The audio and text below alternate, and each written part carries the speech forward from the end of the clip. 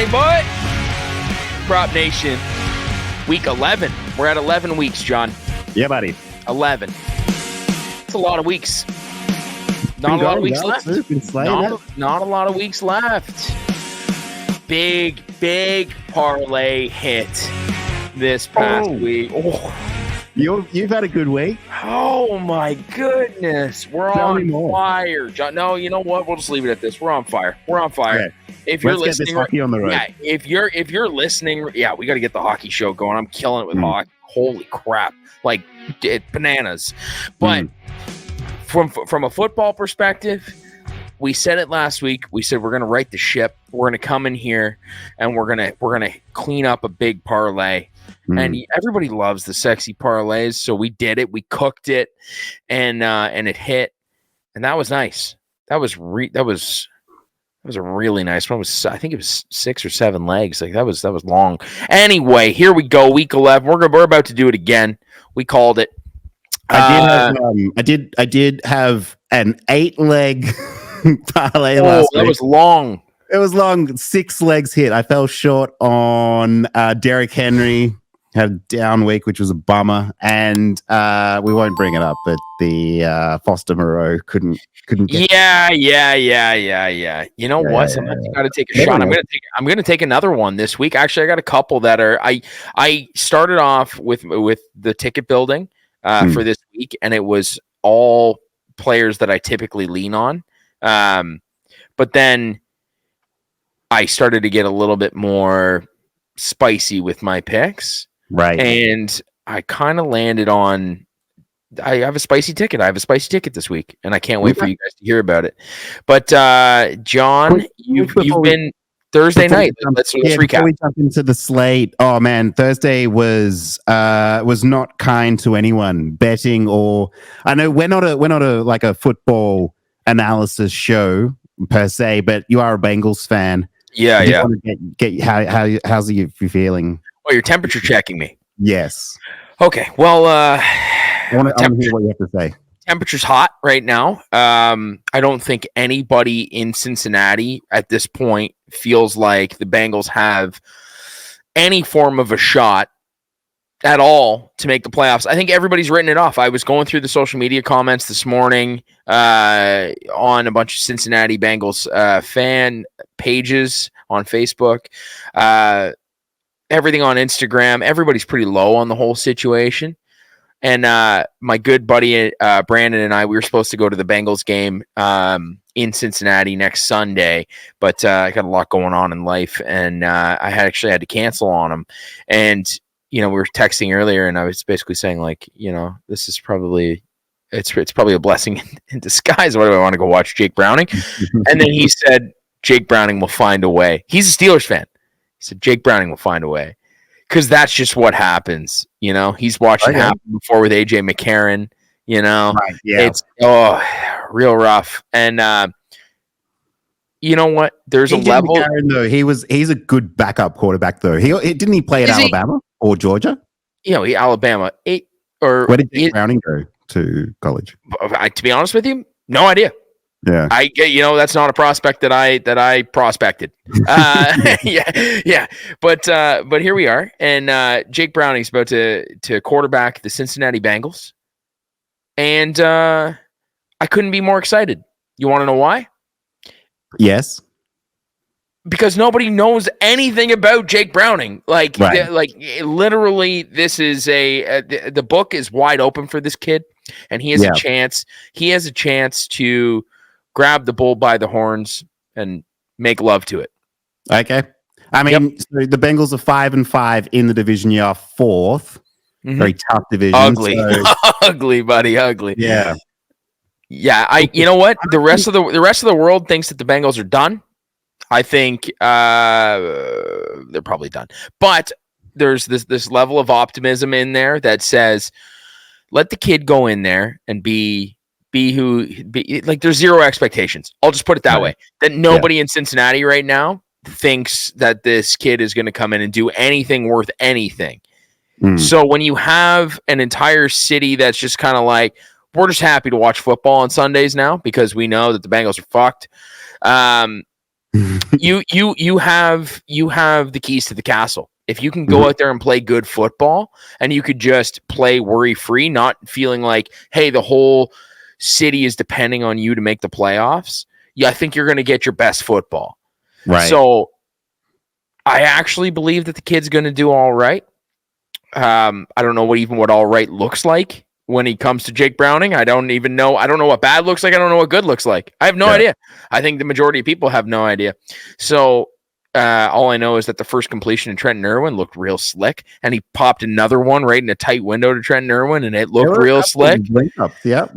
Yeah, and then all of a sudden it was like the pressures of actually being in the NFL and rushing defenses really came into play, and you watched him fold under pressure. But honestly, a divisional game. John, you and I were texting, and we were saying when divisional teams play each other, there's no room to breathe.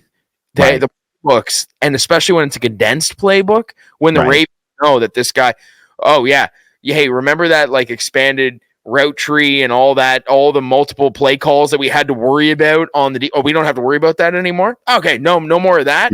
All we got to do is focus on the primaries of how this team plays football that we've watched play football for how many years.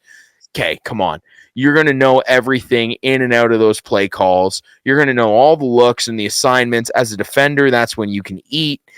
So all I know is that game was destined to go where it went when Jake Browning came into the football game.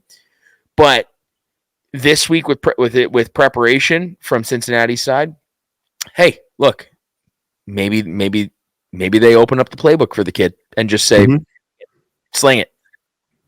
And and a tough spot for him, playing the Ravens at home and getting sort of thrust into that game. So they got the Steelers next. I was also sort of more concerned with, not more concerned, but as concerned with Cam Taylor-Britt, who's been sort of like one of his star defenders. I think he also got injured as well. Yeah, it was rough. It was just rough. Yeah, I don't know what it is either, but that whole day was horrible and terrible for your picks. Terrible for your picks, John. Yeah, unfortunately, my picks really relied on a healthy Joe Burrow. We got Rashad Bateman under 35.5. That was some free money. Thank you. Yeah. And OBJ. OBJ Buddy, was my favorite you were on OBJ yesterday. Yeah. You were on like 25. I was like, please, he'll crush that. I do wish Zay had just gotten an extra 5 yards. That would have been nice. You saw in mine that I had to reduce down to 40, right? So the Zay Flowers and move that line down to 40. Yeah, that's decent. Good job. But hey, look, sometimes you got to move the line. Yeah, let's go. Let's go. Yeah. Nah, kick us off. You go. Okay. All right. Well, here we're gonna look at a few places. John, and unanimously, we have two games that we both sniped on this schedule, and we have different players, which is wild to me because both you and I made actually same player on one game. But yeah, let's start with that one. So we're heading over to Miami, and what is the major defensive weakness of the Las Vegas Raiders? So Raiders have had a hard time stopping the run so far. Safe to say that the Raiders have had a hard time stopping the run. Can you give me some stats here that will tell you? So basically, let's bring it up. Breece Hall was the only one who's really struggled in recent memory, and it was last week. So I don't know, maybe with the new head coach, what's his name? Antonio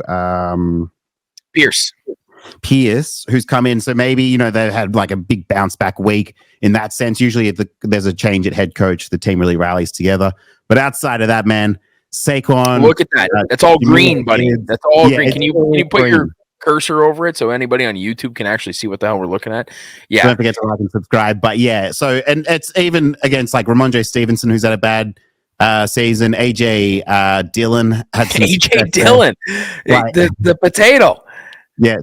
So I mean, they're in a really good spot here, and we know that Miami has completely changed the way that they go about their offense. They've spent way more time this season establishing the run and running the ball, and using that. Well, moving the ball through their running backs, I will say, because they've also had a lot in the pass catching game. Yeah. Pass What are you catching for looking the at? running backs as well. Pass catching for the running backs as well. Absolutely. And you made a comment to me when I said this the name pre-show. I said Devon Achane, and you went, yeah, give me all of it. Like I want all of it. Whatever you want Yeah, to all of it. Like you just like rock hard horny for Devon Achane, and don't be scared to say it, John. You are.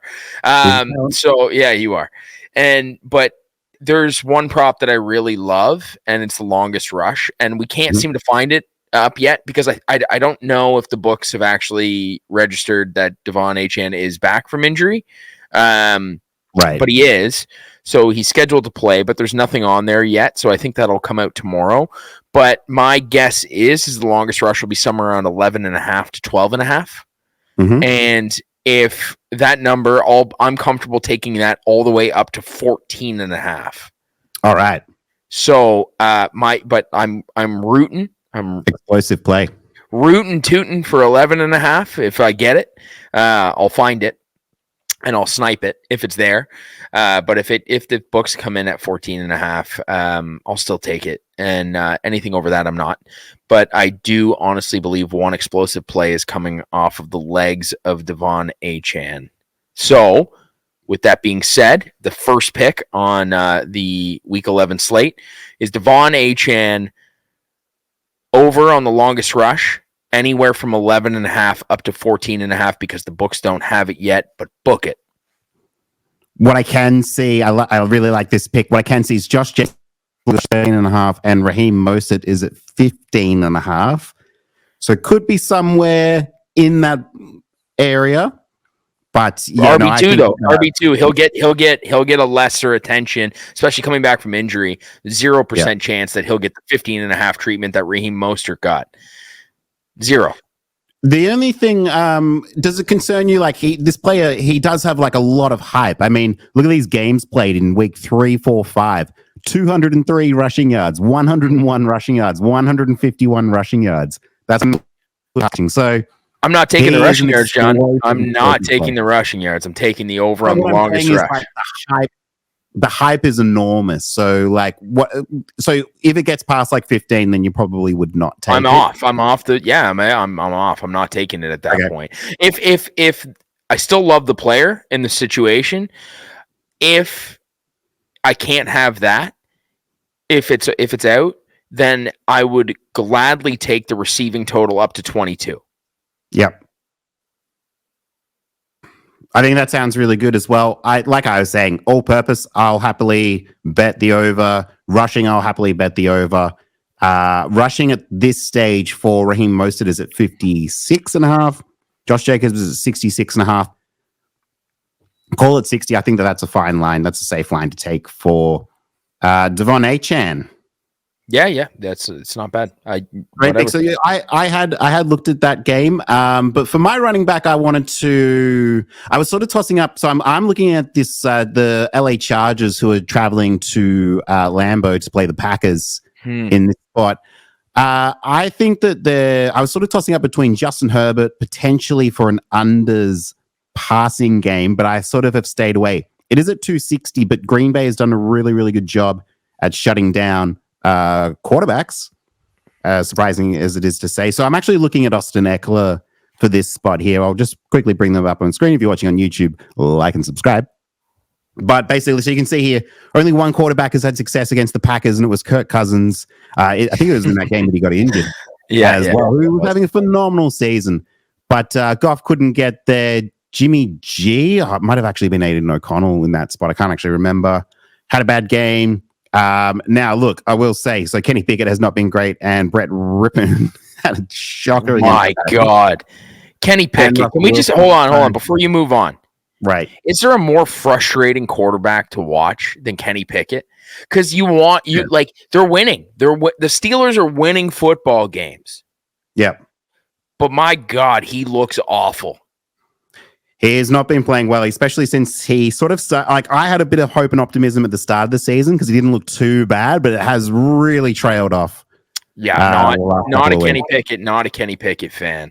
I think between Jake Browning and Kenny Pickett, I'd probably take Jake Browning. Anyway, moving on. Well, look, what I'm looking at is this Packers rush defense. It is not too good. Yes, they had success against Alexander Madison, who we know he sucks.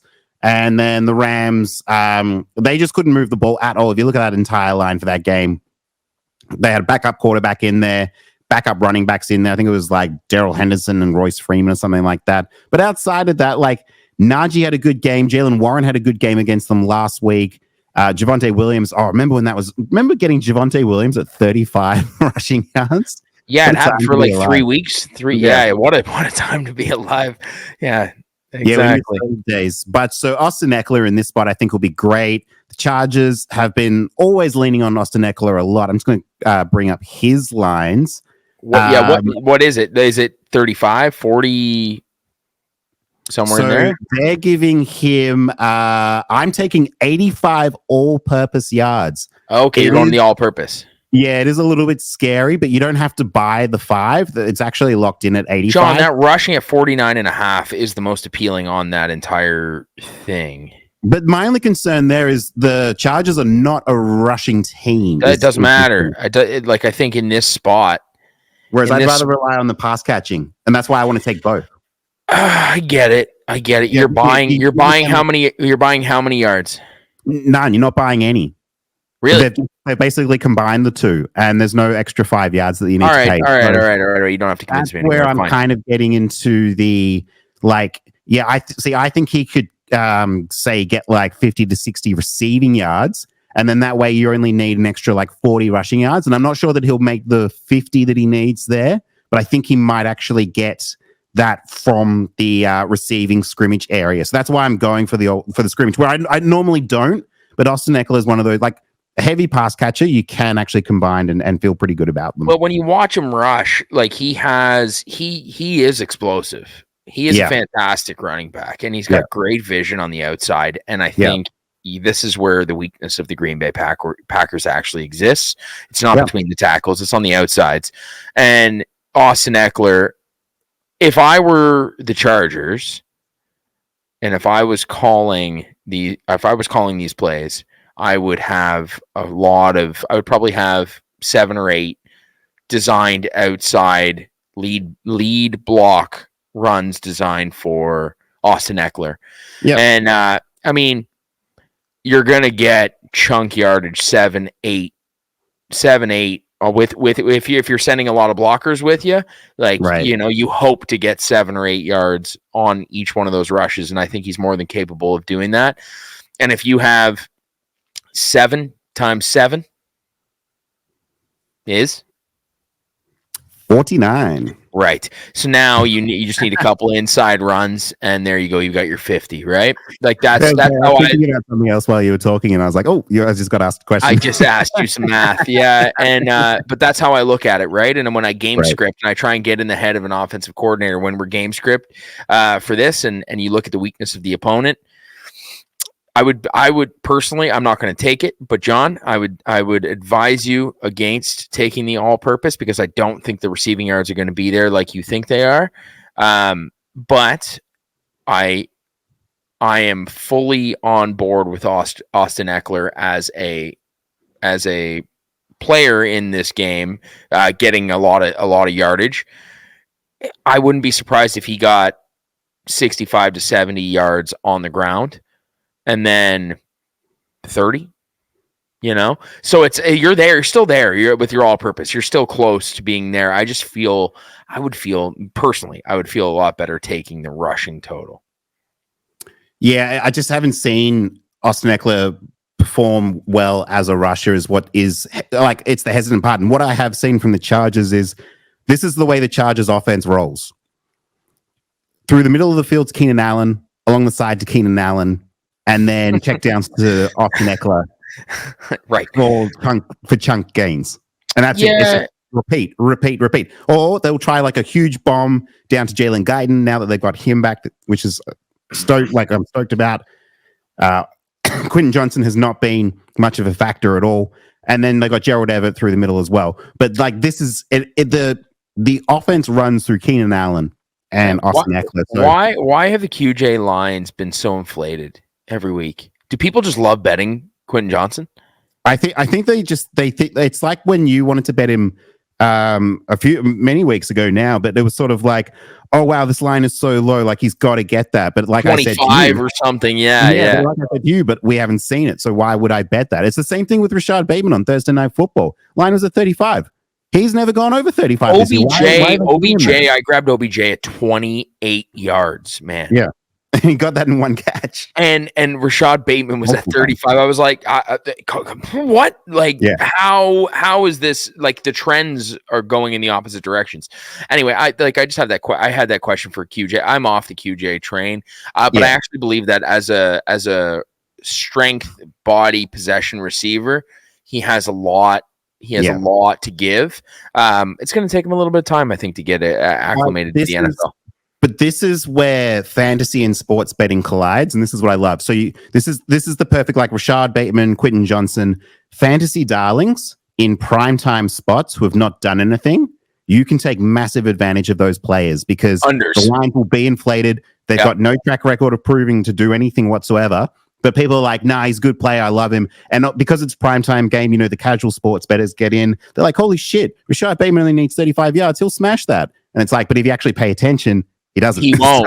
He won't. And there's lots more players out there just like that, where like you just there's so much hype for them. There's so much love in the fantasy community that it does start to inflate the lines, and then that's where you and I can take advantage. Yeah, I've never understood that community, and like it's a weird one. And I got a feeling that we're about to embark on a journey where we're going to be faced and intermingling with this, and I don't even know how to navigate it because I feel like it's like you got a lot of people that are just acting like this is like a game of like Dungeons and Dragons or something, versus like actual like, hey, fucking watch the game. Yeah. Pay attention to the sport. Understand how the plays are being run. It's unproven talent and they get hype. It's just hype.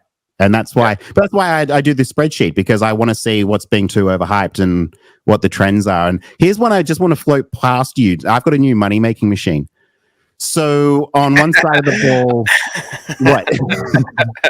Just you're hilarious, and I know where you're going. I just actually know where you're going. So go have at it. I want to hear it. So Jay Alexander's been shutting everyone down, but you can get success against the Packers second. But I'm actually going to focus on the Chargers here for a second, because the wide receiver one for every team for the last however many weeks has had success. So in Detroit, New York, Chicago, Kansas City, Dallas, they've all been playing really, really well against wide receiver ones. Chargers defense, we know, is starting to fall apart. Here is my money-making machine. Who do you think the wide receiver one for the Green Bay Packers is? It's a tough question, but I've got an answer for you. His name's Jayden Reed. Jalen Reed. I was just going to say Jalen Reed. I was hesitant because I was thinking, is it Romeo Doubs? But then I'm like, it's not looks. It's actual value, actual yardage value, and that's Jalen Reed. Yeah, so Christian Watson has had a really bad season, has not gone over his reception totals once. He's just gone over, his receiving yards one time. Catches, never been able to do it.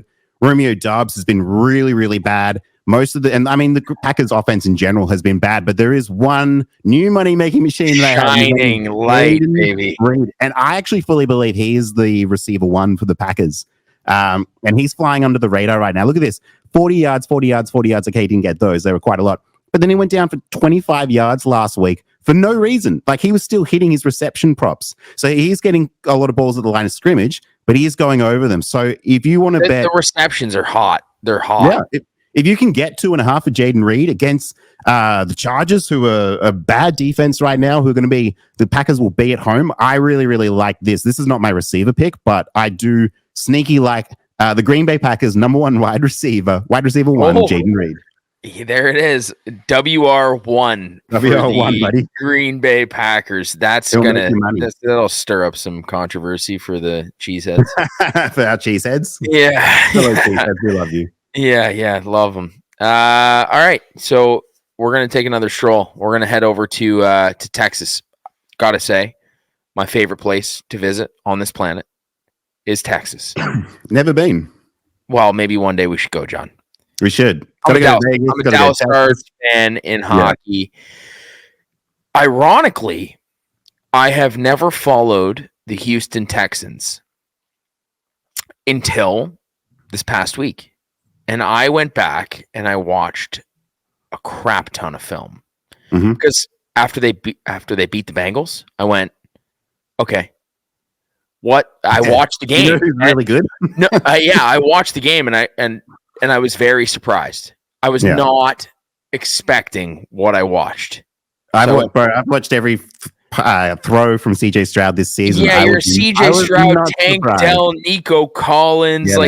Man, even John Mechie just gets your rocks fucking blazing for sure. But you're against. Okay, well, I dug deep. I just tried to pull my boy. Yeah, Brevin Jordan. You forgot Brevin Jordan. He's my boy. That's your boy. But they look really good. Yeah. However, they're giving up the deep ball just as much as they're giving the deep ball. Actually, that's a lie because they're giving the deep ball every third play. When you look at the stats and you look at the actual plays, I felt like every time I turned my head up away from my phone, because we all live inside of that now, I was looking at all the stats on everything else going on. I look up, CJ Stroud, deep bomb, 27 yards, 55 yards, 35 yards. I was like, oh my God. But hey, you got to keep up with that, right? If you're playing against that, you got to keep up with it. So then you start to look at, on the other side of the ball, who's the one that's going deep? I'm very contrarian. Instead of trying to pick which receiver is going to go for 150 on the Texans, I look at, okay, somebody's going for 150. If somebody's going for 150, that means CJ Stroud's probably getting 300 yards. If he's getting 300 yards, you have to compete with that. That's the game script, and you're on the road. You are on the road, and you have to throw the football. So you're going to have to take a couple chances. If you're going to take a couple chances near the Arizona Cardinals, who are you throwing the ball to, John? Boy, I mean, last weekend they were two inches off of Hollywood Brown. That would have been a huge game. But because they missed that, we don't have to worry about paying for that this week with his line. Well, so we get the under. We get a lower total. The lowest that I saw, Hollywood Brown's longest reception, I was at 19.5. Woo, yeah. Dude. I love that. Last year or 2 years ago. Oh my God, time flies, man. With Lamar Jackson, Hollywood Brown was catching 40-yard passes every single game. Yeah. They tried the same play over and over again. Last year, Hollywood Brown was catching 30-something yards. Kyler Murray doesn't have the same arm. Right. But they were still long. They were still really long. And last game, you watched when, in desperation, Kyler Murray, they were designed plays. Those weren't scrambles. Those were designed plays for Hollywood Brown to catch the ball 40 yards down the field. I'm telling you, one of those hits this week. There's a completion there. There's a completion there. There's a law of averages. He tried it, I don't even know how many times in this past game. Didn't make the completion. Kyler Murray was getting his footing under him. Anyway, I don't need to explain myself anymore. Here it is. Hollywood Brown, longest reception, over 19.5. If you don't take it, you're a fool. So this ties in really, really nicely with my second pick as well, which is Kyler Murray. I am going to have a look at, I love this game. I think this is going to be a great game. The over-under set at 48. We're in Houston, so we're in a dome, which is nice to think about. I mean, there's going to be the weather would be fine anyway. It's a nice day in Texas, but there's a lot of goodness to have in this matchup. We know that CJ Stroud is playing at an all-time record pace. It's ridiculous. With that, I mean, Kyler Murray, he looks really good against the Falcons last week. I mean, Falcons, John, you could go out there and you could probably stretch a flash of brilliance. I think against the Falcons, they are a team that is trajecting down. Yeah, that is true. They are going down, and the Cardinals are going up. So you can get Kyler Murray right now at 240 passing yards, and I don't mind the over there. I think that the link with Hollywood Brown will be really nice. The Texans defense, I'll bring them up because they have been very hit and miss. The run D has been really bad. Against passing quarterbacks, they have not been good. They have the last time. I mean, like a lot of quarterbacks have had success. The only one who didn't was Kenny Pickett. Well, we know what to think of Kenny Pickett now. All others, so Burrow, Baker, Bryce Young, who hasn't been playing well, he had a good game, as well as Derek Carr. So you can see the wide receiver ones on these teams. Just last week, we talked about Jamar Chase, and he did have a really good week. That was a hit. Mike Evans was a hit. Adam Thielen was a hit. So the receiver two, you got to be careful of, and that's where, I mean, the receiver two might be like Michael Wilson or Rondé Moore, so we're not too concerned about that, but this will be a Hollywood Brown game, and this will be a Kyler Murray game. I freaking love this stack. I think that you can get a lot of success with this stack, and if I just bring up Hollywood Brown, who's had a tough season because he's had tough quarterbacks. He's had Josh Dobbs has not been good. If that one bomb that we talked about from last week, if that hits, he makes this line. The other thing is, like, this is where his lines have been sitting around this area, 55. So I think that we can get a bit of success here, and I really, really like these. I agree. Would this be a good time to throw an audible and a curveball on you for the show, John? Please do. Okay, so we talked earlier in this week about doing an 8 receiver for 80 yards. Yeah, 8 for 80. I like this idea. I like this. For $8. Yes. $8. Okay. 8 receivers for 80 yards. Yeah. Let's lay them out right now. Let's lay them out right now. We're going to lay it out right now. We're going to make this ticket, and this is going to be the ticket that everybody's riding with. This is my boss. Hollywood Brown on it. Oh, yeah. Oh, yeah. Do I want Hollywood Brown on it? We're doing it. So we've got a couple picks. I love it because we just gave enough that you could theoretically build a ticket around what we just provided. But this week, that $8 ticket, yeah, it might even be 80 for me. I was gonna say, what about $80? Yeah, I think like 8, and then what are we gonna win? 8, like 67,000. Yeah, but like whatever. Let's go for it. Let's freaking go for it, John. Yeah. Okay. So my first pick for that is Hollywood Brown. Yeah. I'm gonna let you take the second pick here. So this ties in nicely with my receiver pick, which is Terry McLaurin against the Giants. Ooh, you're going to take him for 80 yards. Yeah, so you can get the line right now for Terry McLaurin at 60 yards. That's a great line. Sam Howell's been throwing so many bombs per game. So he's averaging like 40 passing attempts a game. And they're making him throw a lot. I love it. The Giants have got a terrible corner defensive back room against receiver ones, particularly every receiver one they've faced this year has had success. Well, guess what? It's Terry McLaurin's turn. So even though the line is 60, take that. Let's put him on the 80. I like it. I really like it. John, are you going to hate me if I take Amon-Ra here? No. So Amon-Ra is a great pick because we're going Amon-Ra. Freaking lights out. I do have Jared Goff for under his passing yards this week. What were they, 280 though, or 290? Yeah, no, it's I think it was 270. I feel like 270, something like that. 270 is the accurate number for that, though. Yeah, the Bears are good. So this is the weird one. So this is Jalen Johnson for the Bears. We talk about him a lot. If you pay attention to our show, he shuts down everyone, man. He does. Now, Adam Thielen, remember that pick from last Thursday Night Football? That was my lock of the week, and that hit. But Adam Thielen is old. This is the first time the Bears have played Detroit, though. First time they've played each other this season. So can Amon-Ra be the one who gets over this for 80 yards? I'll put him in there. I'll put him in. Oh, this is so hairy. This is so hairy. Okay, well, let me I'll make you feel better about yourself then. How's this then? Okay, we're going Amon-Ra. We're going. My gut said Amon-Ra. We're going Amon-Ra. We're going Amon-Ra. He's only not made his receiving top total one time since week 2. That's perfect. That's my second pick.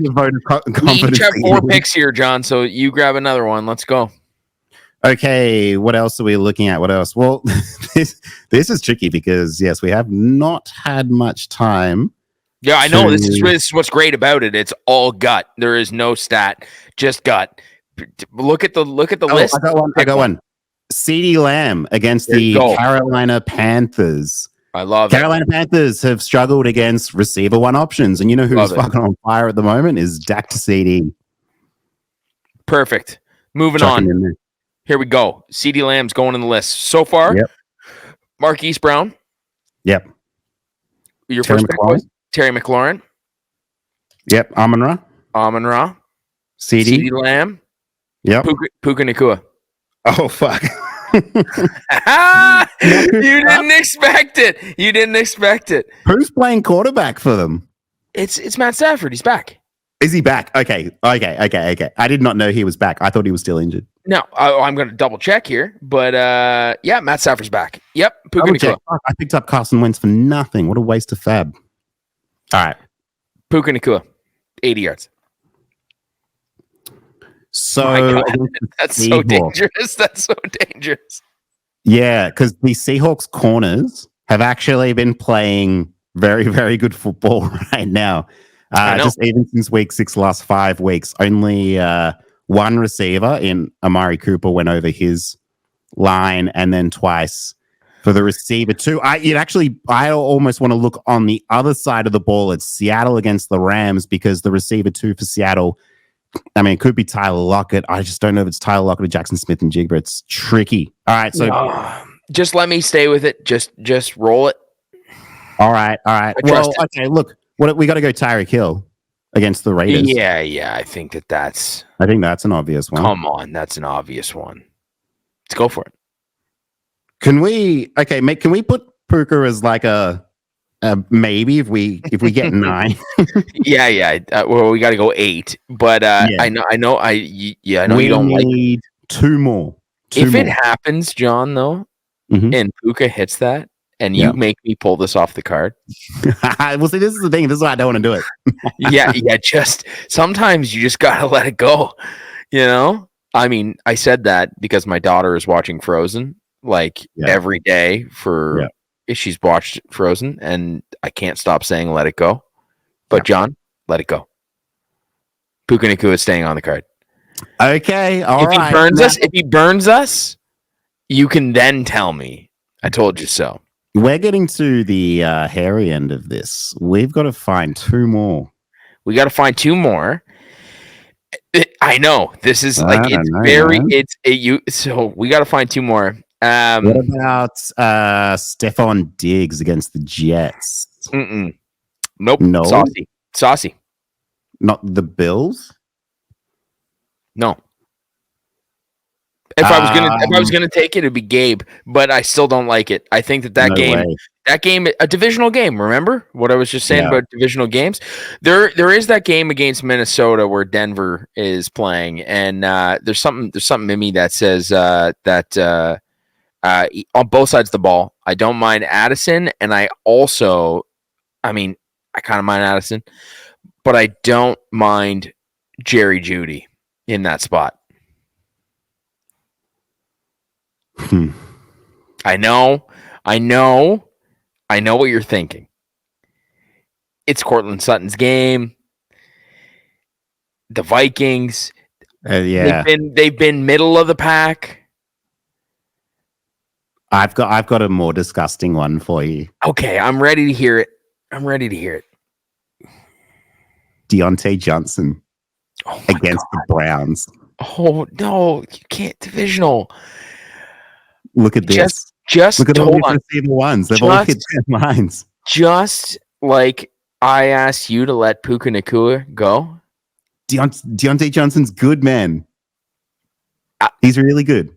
I mean, look at these lines. He didn't hit last week. Kenny Pickett. He's going to only throw 130 yards in the game. Is Deontay Johnson going to get 80 of them? Fuck, sorry, I keep coughing. I thought that was a laugh. It should be a laugh. Oh man, this is tough. So you want Jerry Jeudy? No, I mean, hey, look, if you believe, John, if you believe. I don't. I don't believe. This is a fun exercise with zero. This is great. I'd rather take like DJ Moore. Justin Fields will be back Yeah, I'm down with DJ Moore. against the Lions. They'll need to keep up pace with them. Yeah, I'm down with DJ Moore. Never mind. Yeah, I'll do DJ Moore instead of Deontay. So so you want Jerry Jeudy's your last pick? I'm sticking with Jerry Jeudy. Yeah. All right, that's it. We got our 8 for 80. Oh, those are some ugly ones, buddy. Some 8 for 80. I'm surprised the 49ers aren't on this. No, I can't. What am I going to do? No. Take Brandon Ayuk? Yeah, Brandon Ayuk. No, I'm not doing it. All right. I mean, is Mike Evans playing?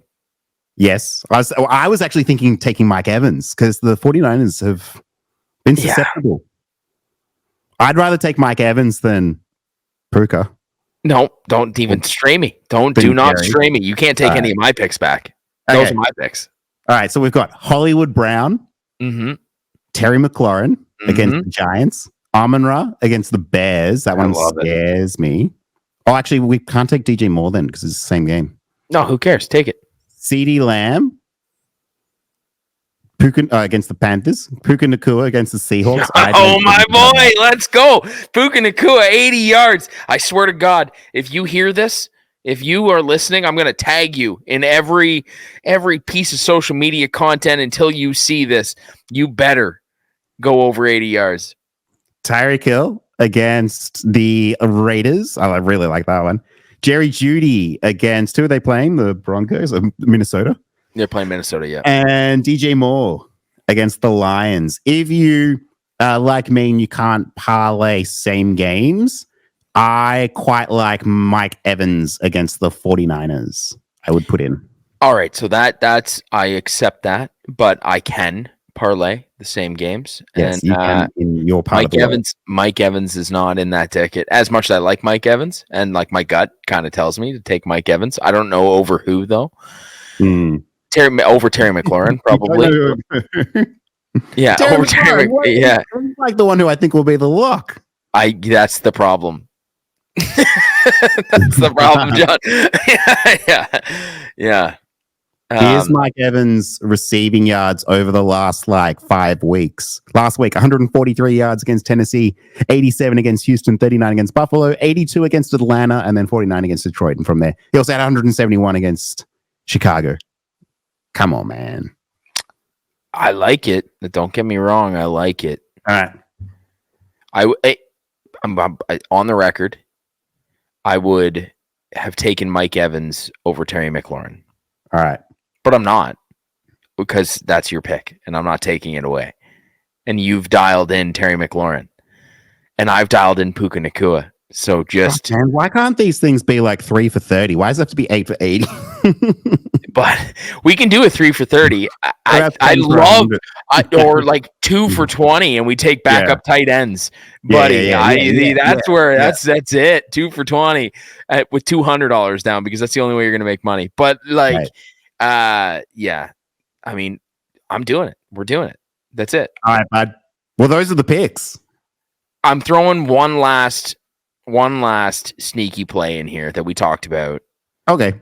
I've said all mine, I think. Yeah. I really, really like the kid out of New York with the Jets. Yes. I really like Xavier Gibson. And I know that his receiving total is going to exist somewhere sub 20. If it's just over 20, all the way up to 25, I'd play this 25. I like Xavier Gibson over any number up to 25. The line's not out for him yet. Yeah, but it won't come out until the morning of, I would say. I know. And I really like it. And if his receiving total is 3 receptions, that's a spicy little parlay for me. I like it. Yeah, look at these snap counts since week 4. 19%, 31%, 11%, then 20 after the bye. So then they went on bye, and then from there, 25%, 58%, and then so there you go. 32 2 weeks ago against the Chargers. 1 catch last week against Vegas, but also 24 yards. There you go. I love when your stats prove me right, John. It's there. The kid's going to get the attempts. So ride him while you can. And for better or worse, like I don't think he's a superstar. Don't get me wrong. I don't think he's a superstar. I think the attempts are going to be there, and with potentially, it might be some gamesmanship going on right now where they're saying that Garrett Wilson is questionable. Mm-hmm. This happens all the time. Okay, do you prep for a game without our superstar with Zach Wilson, and then all of a sudden he comes in and catches 19 balls, 275 yards. Zach Wilson was the superstar.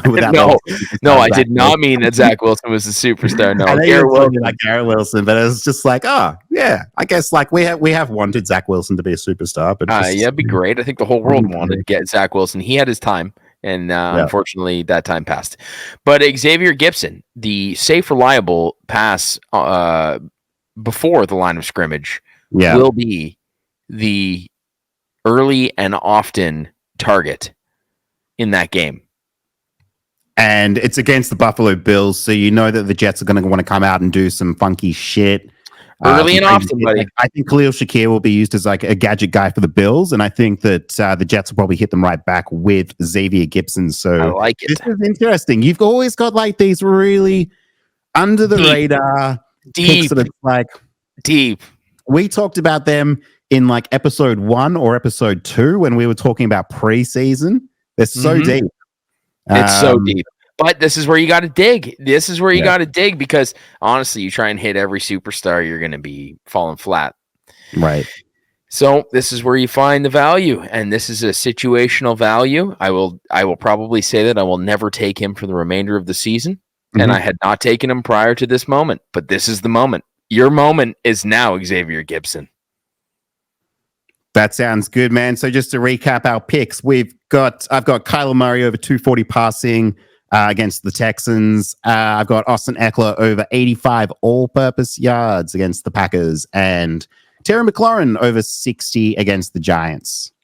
I really like Devon Achane over on the longest rush, playable up to 15. Well, 14 and a half. At 15, I call it a day.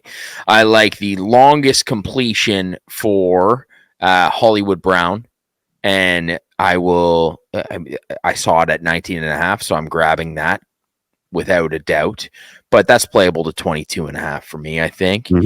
I like Xavier Gipson. I like his receiving total anywhere over, I want to say, this is a tough number. I like it for 3 receptions, and I'm comfortable to 20, 21, somewhere in there. It won't be that. Oh, for his receiving yards. For his receiving yards, yeah. Okay. And then you heard our 8 for 80. 8 for 80, baby. Yeah, you heard our 8 for 80. Hollywood Brown, Terry McLaurin, Amon-Ra, CeeDee Lamb, Puka Nacua, Tyreek Hill, Jerry Jeudy, and DJ Moore. John, you have to clip these off. Not clip them off, but time frame them off so somebody can actually follow along with that madness that we just had on this show. All right. All right, man. Let's rock and roll. Yeah. Hey, look, week 11, we had a strong week 10. I hope you guys friggin' loved it on Instagram. Follow along because we're always having fun. Here we go. Week 11. We're about to hit this 8 for 80. John, race it. Hut, hut. Let's do it.